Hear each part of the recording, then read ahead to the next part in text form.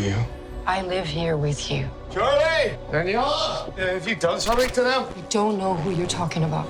This interview is going to go backwards, and I say this because we're going to start with spoilers, because I've seen the whole series, and then we're going to go into the non-spoiler section, if that's okay. Cool. Absolutely. Good to see you.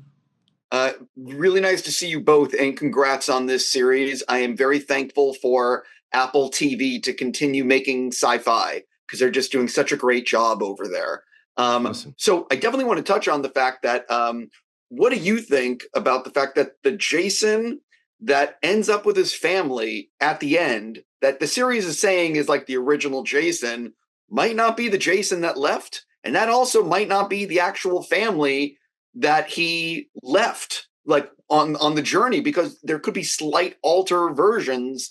That do you see where I'm going with this? I'm glad you asked the question, because it leads you to think that the cool idea about a show like this, and any speculative science fiction or science fiction, is it allows smart members of an audience to have their own sort of suppositions about what's possible, especially in a thing that's about alternate realities, is that it starts to become a bit of a Pandora's box that can sort of open and spill out in any which way.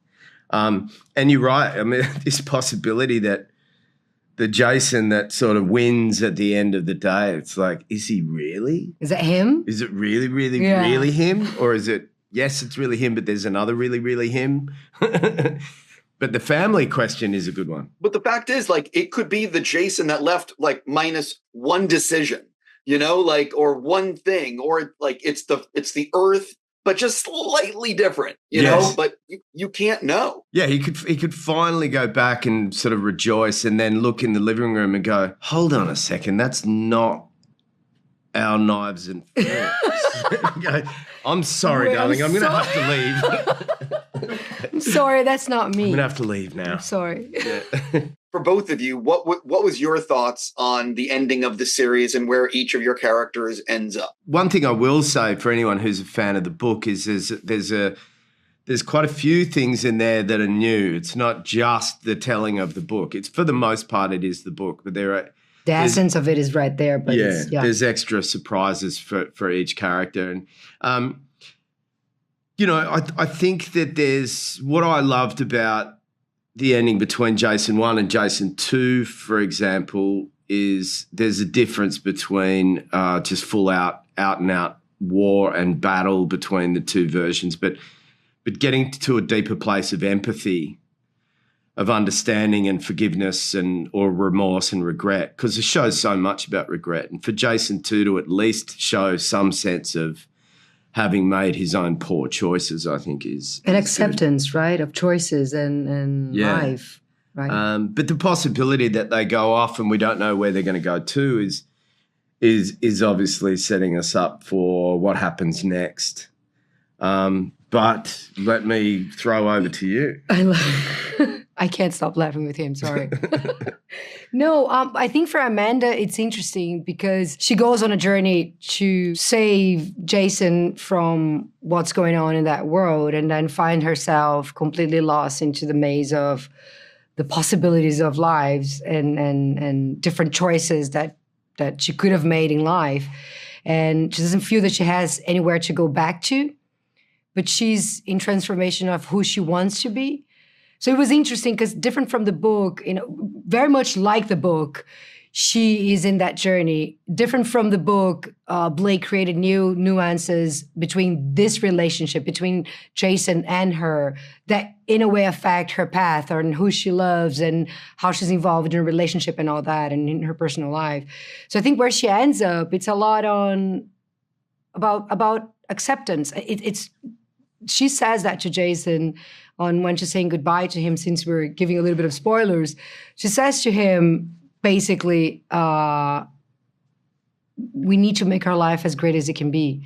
I don't need, I want to stay here and I'm going to make my life great here. It is an acceptance of, yes, there could have been different, or it could be this or that, but there's no perfect life and I should make this one the best as it can be. And I think it's interesting to see where she comes from where we first start seeing her on the show, that through the journey and through the admiration for this person that she's being with, how that changed her and how she make a decision to, okay, I want to take care of myself and I want to be happy and I want to find a new path in this world. So I think it's kind of like how I see her. And I think the show talks a lot about that, about acceptance and also about empathy. One of the things, of course, is that how does Ryan find her on that, at that restaurant? Because I asked Blake and I got the vibe that if the show were to continue, say another season, that could be what the show is about. I would love that. I'll take it. Well, I love him. The great thing is now that you've seen the show, once you get deeper into it, you get invested in all these different people and how they relate to each other, but also how they relate to this technology, how each of them may use or be repelled by it.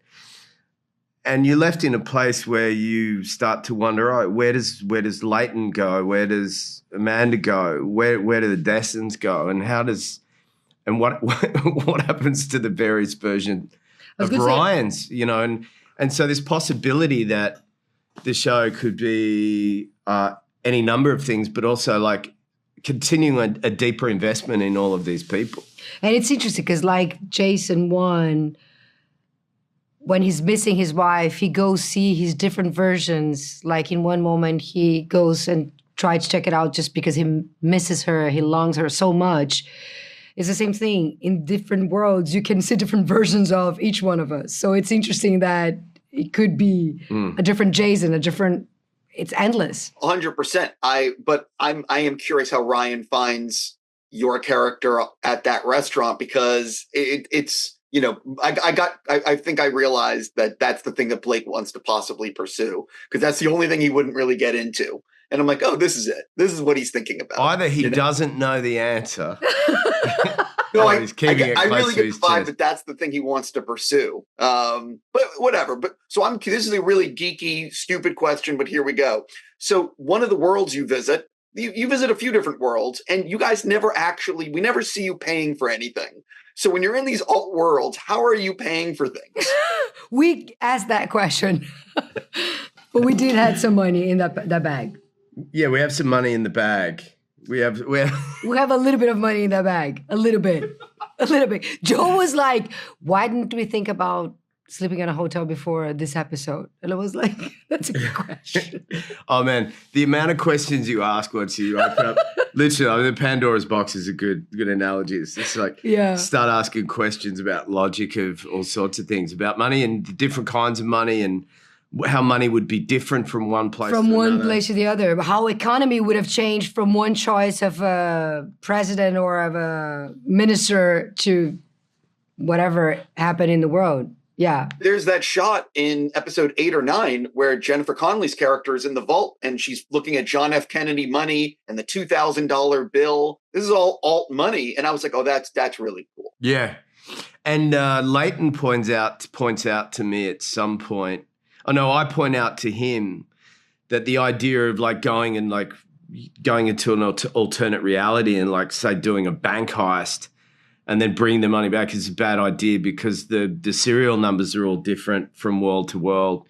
So there's one thing I remember thinking when I went into the show is just how elastic Blake's brain has to be to get into, once you create a conceit of moving across alternate realities, is just thinking about the best versions of the show relating to character and theme, but also just like how many different possibilities there are of the collision of characters, of the difference of worlds, and what do you want to reduce it to in order that you tell the story that you want to tell, which is really at the core of it, really about human emotion and human needs and emotions and feelings of past, present tense and future sense of self and where you are in the world and regret and all these things, rather than just about the science explosion of special effects, Which is why it's so special, Blake's work, I think, because he brings that on his books as a science fiction writer. You're a geek. I love geeks. That's why I love the question. But truly, like we've been talking about how much this is a very different science fiction show from others because it really focuses on human connections, human emotions and feelings that we all go through that is very common to humanity, which is what if? What if I've done that? What if I've done this? Talks a lot about regret and about thinking that there's no right or wrong choices. There are all choices and there are multiple choices. And how can we pursue them and accept them and grow from them? And the whole thing with the corridor is really interesting because since you saw everything, the whole thing with the door being connected to your emotion, it's a beautiful metaphor if you think about it, is how we face situations in life. How you present yourself emotionally to that situation really change your experience through it. If you come with a negative point of view, maybe that experience is not going to be as beautiful as it could have been if you come in with a different mindset for that thing. Yeah. Do you know what I mean? So I think it touches a little bit on that. So the science fiction of it is CGI. It has all of those worlds that we go through, but at the same time, it touches all of us in a very specific human way. I'm going to ask probably the most important question of this interview now. And it's for Joel. Joel, let's talk about how you ended up voicing a policeman on Bluey. I love it.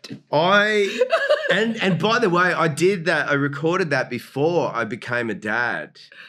Was it? Not knowing that now my children, who I gave them, my partner and I gave them names that are on their birth certificates, but now 50% of the time, I have to refer to my kids as Bingo and Bluey, who are the two puppies, the two kids at the center of Bluey. He has beautiful twins. And I'm a massive fan of the show, and I just happened to get asked about doing it, and I just said yes immediately, and I went into a studio, and now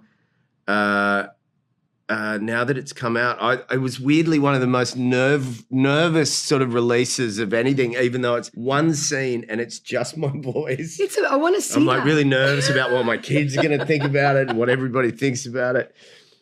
And I'm jealous of other actors who like have been on Bluey for months or years. And it's the greatest show on earth. And what a way to make a father feel like insecure, because Bluey's dad is like the greatest dad ever on television, in any format, in cartoon or real life. And he's just like the dad that you just go, come on, man, you got to go to work at some point. You can't just play with your kids all the time because now I'm under pressure here. This is a fun question for both of you. If this device actually existed, and I'm sure you've been asked this, but if you could really go in knowing that you might not ever come home again, but you could experience possibly insane wonder on another version of Earth, would you take the journey or would you not? No, I would not. I don't think I would abandon my life to not be able to come back just to wonder for something, for an idea of something. I don't know. What do you think? I simply would. I don't do anything that's. I'm so risk averse now that I have kids. I wouldn't go in the box because if I knew I wouldn't see them again, I would die. But you might still be able to, just like this show, you might still be able to come back. It's and one go of those through hell. but the word in that sentence I don't love is the word might. You're like, you're going to go into this. You're going to go on this small light aircraft, and you might be all right. He's like, wait, what do you say? I might be all right. No, I mean, like if you can come back, like you can visit and then come back, then it's a different story. But if you cannot come back, do you know what I mean? I'll tell you what I would love to do though is to get a time machine and just sort of decide that the first thing I would do is go back and see all of these amazing concerts that I was never alive for. Oh, my God. Imagine that. All the musicians and... all the things that you the actors. Just going to see Prince and Bob Dylan and maybe just decide I'm just going to go to all of their first concerts, no matter how small and dingy they were. And use a time machine for that. I'd do that. Freddie Mercury is the one I would go see. Queen, Freddie absolutely. Mercury, That would Janis be amazing. Joplin, Janis Joplin. just down Jimi the road Hendrix. here. Jimi Hendrix. Could you imagine? Boys to Men. I was going to be like, they need me to rap, so I'm just going to say congrats on the show. Thank you. And thank you for indulging my spoiler questions. Love it. Pleasure. Thank you. Good to Good to see you, see Steve. you.